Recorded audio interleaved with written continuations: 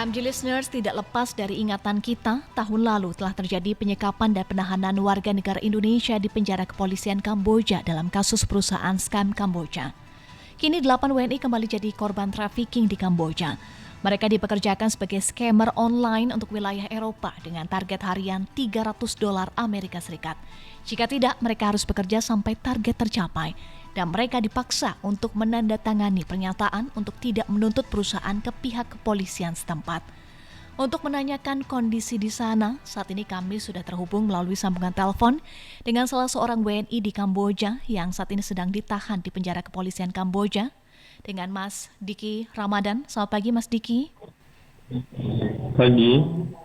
Baik, Mas Diki, bagaimana kondisi Mas Diki dan teman-teman di sana yang saat ini ditahan di penjara kepolisian Kamboja ya? Kita di sini baik. Kita di sini tidak diberi makan, tidak diberi minum. Jadi kita hanya dikurung dan dari pagi itu kita dibuka pintu sampai jam 7 malam. Di situ kita harus membeli makanan, memesan makanan order, dan kita nanti kembali dikunci lagi.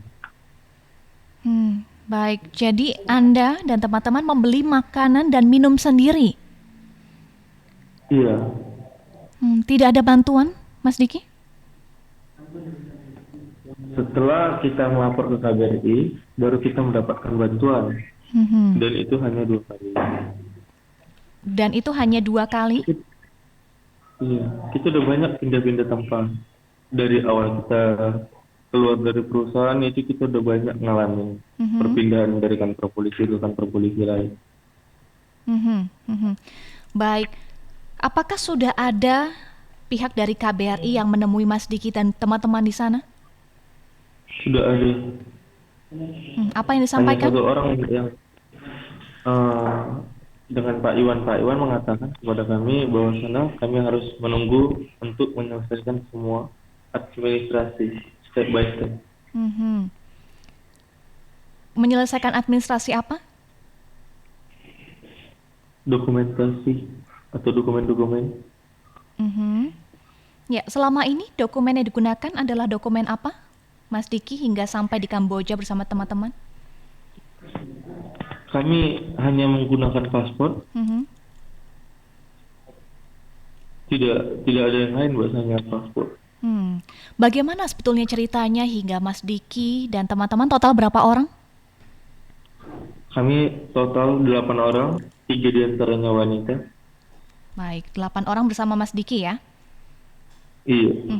Bagaimana ceritanya Mas Diki dan 7 teman lainnya bisa sampai di Kamboja dan sekarang berada di penjara kepolisian Kamboja? Kita mencari pekerjaan melalui Facebook. Dan kita saling mengomentari satu sama lain sehingga kita berteman. Setelah itu kita diberikan tiket dari Kamboja untuk mengikuti instruksi yang mereka suruhkan. Mereka ngirim tiket, yang kita dikirim tiket, kita ngumpul di Jakarta. Kita berangkat ke Jakarta, dari Jakarta nanti kita berangkat lagi ke KL. Kita berangkat di KL, nanti kita di Kamboja. Sampai di Kamboja kita dibilang pekerjaannya game online. Membuat game online? Setelah sampai di Kamboja. Iya, benar. Lalu? Sampai di Kamboja kami dibawa ke provinsi Phai Phet. Di situ kami diinterview di SPBU malam-malam. Ya. Di situ kami diinterview, ternyata di situ kerjanya scam. Kami dipekerjakan untuk sebagai call center dengan gaji 600. Dan itu sudah tidak sesuai, jadi kami menolaknya. Kami bilang kami menolaknya. Setelah menolak, kami dibawa ke sebuah guest house hotel. Menunggu 1 malam dan mereka di situ memaksa. Ada 2 orang Kamboja yang memandu kami. Setelah di pagi harinya mereka membawa kami di provinsi Pursat, di mana itulah tempat yang paling kejam. Dimana kalau kita udah masuk di situ kita udah nggak akan bisa keluar lagi. Mhm. Provinsi itu di tengah-tengah gunung, Ya. 4 jam untuk masuk ke dalam. Mhm. Iya, tetapi tidak sampai di situ ya, Mas? Itu masih awal, Mbak. Mhm. Itu masih awalnya. Mhm. Kemudian? Setelah kita udah sampai di situ, kita bekerja di situ, kita masuk dan kita menjalani interview. Setelah kita menjalankan interview itu di situ dijelaskan Mhm. bahwa kita bekerja scam Eropa, jam kerja dari jam 10 malam sampai jam 10 pagi, Mhm. dan itu kalau ada lembur bisa sampai jam 12, Mhm. gaji 800, Ya. tidak ada off, Mhm. tidak ada libur, tidak ada apapun. Kita hanya kerja full time terus. Mhm. Istirahat makan hanya 30 menit. Mhm. Kamar mandi, buang air kecil 5 menit. Mhm. Hanya itu. Baik. Setelah bekerja seperti itu, lalu? Setelah kami bekerja selama 21 hari, setelah kami bekerja selama 10 hari, kami mengajukan pulang karena tidak sesuai lagi kan. Ya. Karena ini kami nggak bisa menjalankan sistem yang namanya sistem Eropa, apalagi kita bekerja 3 hari. Mhm. Mhm. Kita mengajukan pulang, mereka menyetujuinya. Kita pikir benar kita mau dipulangkan. Ya. Ternyata tidak, kita disuruh kerja sampai 1 bulan dan itu tidak digaji. 1 bulan bekerja di Kita mana? nggak digaji. Di Pusat 21 hari, hampir 1 bulan. Oke. Lalu kemudian bagaimana ceritanya bisa ditahan di penjara kepolisian Kamboja hingga saat ini? Kami melapor, Pak. Kami melapor ke polisi, Ya. dan itu 3 hari baru ada tanggapan dari polisi. Dan itu polisi tidak menjemput kami di lokasi. Pihak company yang mengantar kami ke polisi. Mereka Baik. punya kepolisian tersendiri atau polisi pribadi. Baik. Jadi total sudah berapa lama Mas Diki dan teman-teman berada di penjara kepolisian Kamboja? Kami dari awal pertama datang sampai hari ini udah 1 bulan 7 hari. 1 bulan 7 hari. Selama 1 bulan 7 hari boleh ya membawa handphone di sana? Tidak. Tidak. Kalau sekarang berarti? Kalau sekarang ini kita dikasih. Kemarin itu handphone kita ditahan semuanya. Berarti memegang handphone baru hari ini? Bukan hari ini, Mbak. Baru seminggu ini. Baru seminggu ini. Selama seminggu ini sudah menghubungi pihak siapa saja, Mas Diki, dengan punya handphone sudah bisa memegang handphone sekarang? Kita menghubungi pihak Gazo, kita menghubungi KBRI, kita menghubungi staf-staf KBRI, dan kami juga udah chat kementerian. Apakah BP2MI sudah dihubungi? Saat ini kami sudah tersambung di sambungan telepon Kepala BP2MI, Pak Beni Ramdhani. Pak Beni sudah bisa mendengar Mbak suara Eva saya? Wondo. Selamat Baik. pagi, Mbak Eva. Selamat pagi, Pak Beni. Salam sehat, Ya. Pak Beni. Salam sehat, Mungkin Mbak tadi Eva. sudah sempat mendengar ya, Pak Beni. Sudah ada keterangan dari Sekilas ya. Mas Diki. Apakah BP2MI sudah mendapatkan informasi terkait dengan hal ini? Pak Beni, sudah ada 8 orang yang saat ini ditahan di penjara kepolisian Terkait Kamboja. saudara-saudara kita yang menjadi korban penempatan ilegal, tentu hampir setiap hari selalu ada informasi yang masuk, termasuk yang ke Kamboja, Mbak ya. Nah, Kamboja ini tidak menjadi negara tujuan penempatan. Betul. Negara tujuan penempatan itu selalu ditentukan ya kemana kita bisa menempatkan pekerja untuk jabatan apa, berapa banyak. Itu dari Kemnaker Republik Indonesia melalui surat keputusan Dirjen Bina Penta. Nah, Kamboja itu tidak pernah terdaftar sebagai negara tujuan penempatan, apalagi untuk bekerja ya di scam online. Ini perjudian. Nah, kasus Kamboja ini sudah banyak kali kita mendapatkan informasi dan tidak sedikit yang sudah dipulangkan oleh Kementerian Luar Negeri. Karena Undang-Undang 18 2017 itu sudah membagi tugas apapun statusnya WNI di luar negeri ya ketika mereka ada masalah itu dalam perlindungan perwakilan Republik Indonesia. Kecuali setelah mereka tiba di Indonesia itu langsung ditangani oleh Badan Perlindungan Pekerja Migran Indonesia. Nah, bagaimana mereka hingga lolos? Karena jujur ya, saya sering mengatakan Indonesia sedang pada situasi darurat penempatan ilegal yang penempatan ini dikendalikan oleh sindikat atau mafia. Nah, sindikat mafia ini kenapa menjadi kelompok yang the untouchable? Karena mereka dibackingi oleh oknum-oknum yang memiliki atributif kekuasaan di negara ini. Dan ini bisnis kotor, Mbak. Ini bisnis kotor. Kita pernah dulu ya mencegah 9 orang yang akan ke Kamboja. Dan dari dompetnya itu masing-masing memegang kurang lebih 100 juta. Ya. Nah, sekarang berkembang lagi untuk berangkat ke Kamboja mereka disewakan atau dicharterkan pesawat. Ini kan bisnis yang sangat luar biasa, Mbak. Tapi khusus juga untuk korban, ini juga banyak macam, Mbak. Jadi ada korban yang benar-benar menjadi korban karena ketidaktahuan bahwa ini ilegal, dia berangkat, kemudian pekerjaan tidak sesuai, dia minta dipulangkan. Tapi juga ada yang mengaku sebagai korban, dia penikmat, dia sudah beberapa kali bolak-balik ya ke Kamboja, ini penikmat ya. Dia tahu ilegal, tapi dia menikmati benar karena mendapatkan gaji yang cukup menurut mereka. Kemudian untuk pulang itu dia meminta dipulangkan oleh perwakilan kita. Kemudian dalam tempo waktu tertentu dia kembali lagi ke Kamboja. Dan ini juga tidak sedikit yang seperti itu. Nah, negara tentu akan memilah dan kami sebetulnya sudah mengusulkan kepada imigrasi agar dilakukan ban atas paspor mereka 5 tahun minimal, tidak boleh lagi mereka menggunakan paspor untuk tujuan ke luar negeri. Nah, ini bagian dari kolaborasi kita dengan kementerian lembaga ya. Baik, kalau Gitu, sampai saat ini apakah sudah ada komunikasi dengan KBRI dan juga korban? Sudah 8 orang di sana, Pak Beni? Ya, tentu untuk korban dia langsung dengan perwakilan kita untuk Kamboja di Phnom Penh. Nanti KBRI itu akan komunikasi dengan BP2MI. Untuk apa? Untuk kepentingan melakukan tracing. Ya. Nah, saat tracing dilakukan ke BP2MI, pertama BP2MI katakan jika ada orang Indonesia bekerja di Kamboja itu sudah pasti ilegal karena Kamboja bukan menjadi negara tujuan pemerintah kita untuk menempatkan pekerja kita di sana. Apalagi untuk bekerja di sektor perjudian ya. Itu bukan menjadi tujuan negara Indonesia. Tapi yaitu negara ini hebat, Mbak.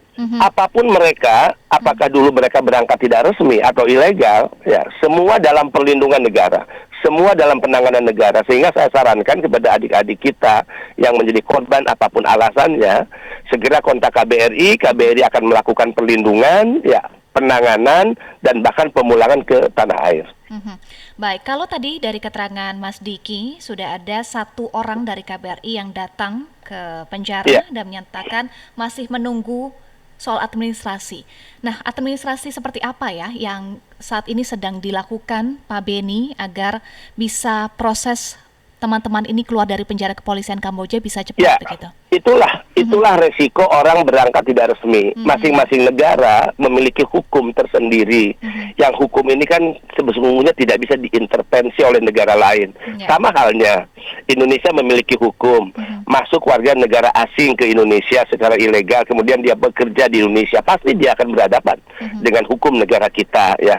Pasti bahkan dia akan ditahan di tahanan imigrasi negara kita untuk kemudian proses administrasinya berjalan, proses hukumnya berjalan, kemudian dia dipulangkan. Nah, resiko penempatan ilegal adalah pasti dia akan berhadapan dengan hukum negara setempat.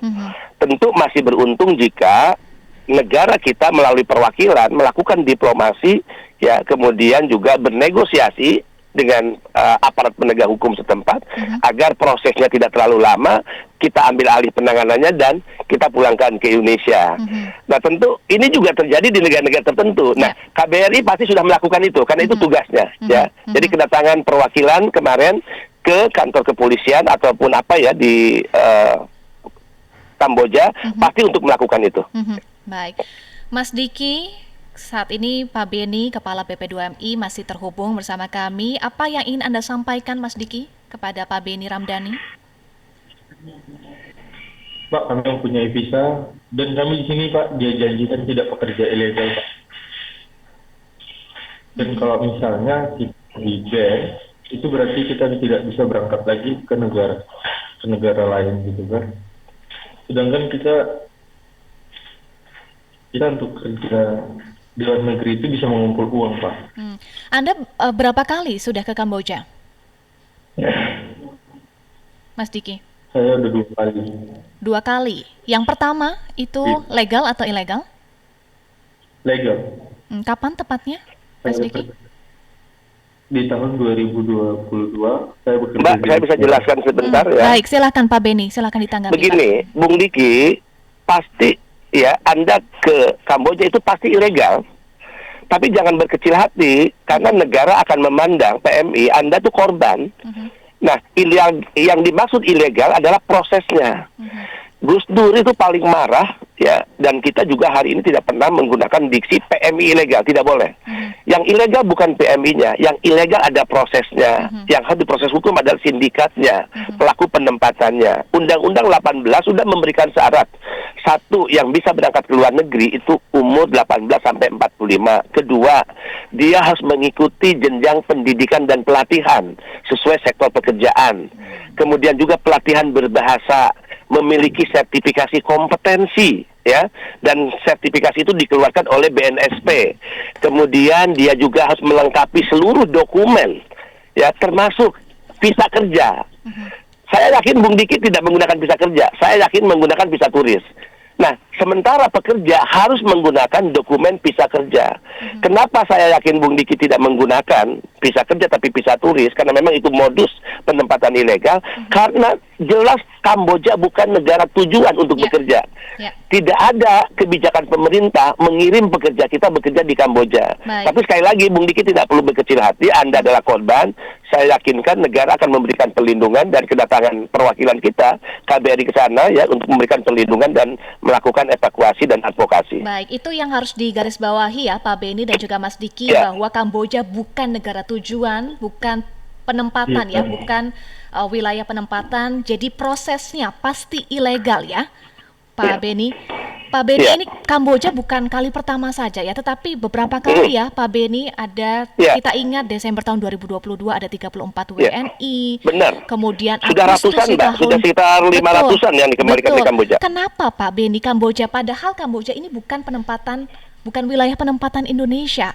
Dan Anda sampaikan ada mafia di sana. Kenapa sulit sekali Pak Beni memberantas sindikat penempatan mafia? ilegal itu selalu dikendalikan oleh sindikat dan mafia. Karena itulah BP2MI ya, saat saya dilantik tanggal 15 di Istana Negara, 16 serah terima jabatan di BP2MI, saya langsung menyatakan perang melawan sindikat penempatan ilegal. Enggak boleh. Negara yang besar ini, bagaimana mungkin negara harus kalah melawan sindikat dan mafia? Dan ternyata sindikat mafia ini dilindungi oleh oknum-oknum yang memiliki atributif kekuasaan. Nah, mereka ini pengkhianat negara. Siapa yang Anda maksud Pak Beni?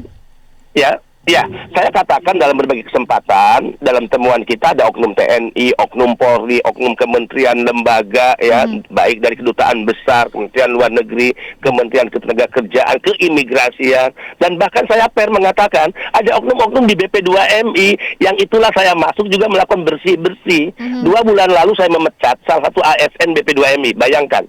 Pensiunnya itu hanya tinggal menunggu 1 bulan. Saya diberikan masukan, Pak, tolong dipertimbangkan pensiunnya tinggal 1 bulan. Saya katakan tidak, demi hukum. Ya, demi membersihkan lembaga kita, demi memberi pelajaran pada para pengkhianat negara, pengkhianat merah putih. Sekalipun 1 menit lagi dia pensiun, tetap pemecatan akan saya lakukan. Saya pecat. Pemecatannya saya umumkan ke publik, saya konferensi pers, dan saya live lewat FB, karena saya ingin tidak hanya pidana, sanksi ASN, tapi sanksi moral dilakukan. Nah, inilah yang kemudian saya curhat kepada Menko Polhukam, ayo dong Pak Menko, kita punya Satgas TPPO, yang itu ya melalui Perpres loh, ada 27 kementerian lembaga. Masa sih 27 kementerian lembaga nggak berdaya melawan sindikat? Masa sih sindikat harus mengendalikan tata kelola penempatan? Ini naif bagi kita. Dan jujur Mbak ya, 90% korban penempatan ilegal ini perempuan. Itu yang membuat saya marah. Ibu-ibu. Kalau menyebut ibu, mereka yang melahirkan kita. Astagfirullah. Ini yang membuat saya marah, jengkel, sehingga Dari 45 kali penggerebekan, 25 kali saya pimpin langsung. Sudah 8.000 yang kita selamatkan, yang hampir menjadi korban penempatan. Kamboja memang angkanya tidak terlalu tinggi, tapi lebih tinggi itu ke Malaysia dan juga Timur Tengah ya. Dan itu lebih banyak perempuan, 90%. Nah, inilah penting kerja kolaboratif, komitmen negara, karena pencegahan itu mudah kok.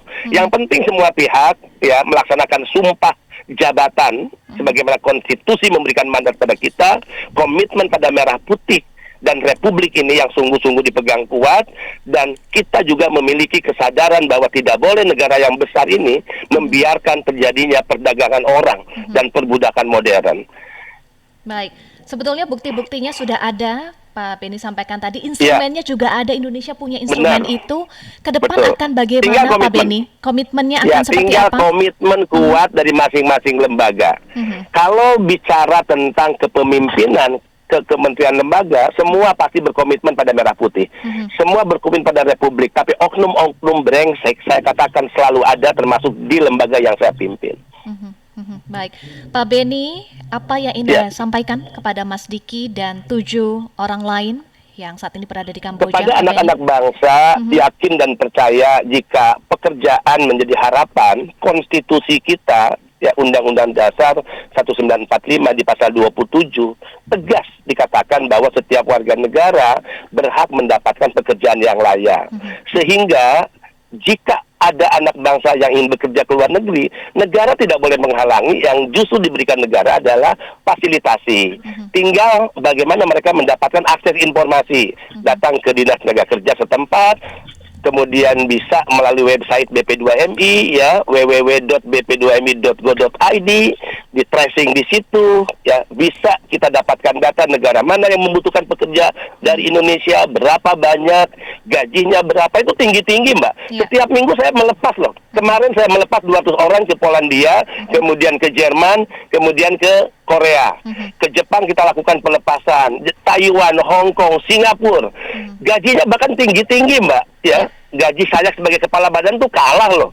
Korea itu gajinya Mbak, Korea itu 23 juta sampai 30 loh. Itu hanya untuk sektor manufaktur ya, dan juga fishing. Jerman hanya untuk perawat tuh 34 juta sampai 40 juta ya. Kemudian untuk sektor domestik katakan ya, itu di atas 10 juta gajinya. Tinggi-tinggi lah gaji mereka itu, yang penting berangkat resmi ya, ikuti prosedur, ikuti pelatihan, pendidikan agar Anda kompeten. Negara akan menyiapkan semua fasilitas itu, bahkan tidak perlu keluar uang sekarang. Sekarang kita sudah punya program pinjaman uang untuk modal bekerja. Modal bekerja itu ya, misalnya ngurus visa harus ada biaya, ngurus paspor harus ada biaya, biaya pelatihan biaya, medical check up biaya, ya tes psikologi biaya, tiket terbang biaya. Negara menyiapkan pinjaman lewat bank pemerintah sekarang, ya. Semua sudah disiapkan oleh negara. Baik, berangkat harus resmi, prosesnya, prosedurnya harus resmi, dan ikuti pelatihan. Itu adalah pesan Pak Beni untuk masyarakat. Saya minta satu pesan terakhir untuk Mas Diki dan juga 7 teman lain yang sekarang sedang was-was, sedang berharap untuk segera bebas dari penjara. Pak Beni? Pak Beni? Mas Diki, ya tentu menunggu proses, bersabar. Yang penting perwakilan atas nama negara sudah mengetahui posisi Anda di mana. Bahkan sudah datang ke kantor setempat, negara sedang melakukan negosiasi pembicaraan pasti dengan otoritas negara setempat, ya, yakin dan percaya negara akan memberikan perlindungan, bahkan perlindungan itu sudah dilakukan nih pasti dengan pembicaraan awal mereka, dan proses pemulangan pasti akan dilakukan oleh KBRI ya. Dan mudah-mudahan ini menjadi pelajaran Bung Diki. Nanti jika sampai Jakarta ketemu saya, bisa ya kita diskusi. Ya, jangan memilih ke Kamboja, mau memilih kemana nanti kita bisa sampaikan dan berikan informasi yang cukup kepada Bung Diki dan kawan-kawan. Iya, baik. Ada yang lagi ingin disampaikan, Mas Diki? Kita harap untuk cepatnya keluar dari sini agar kita sampai ke Indonesia lagi, agar bisa bertemu dengan Pak Ben.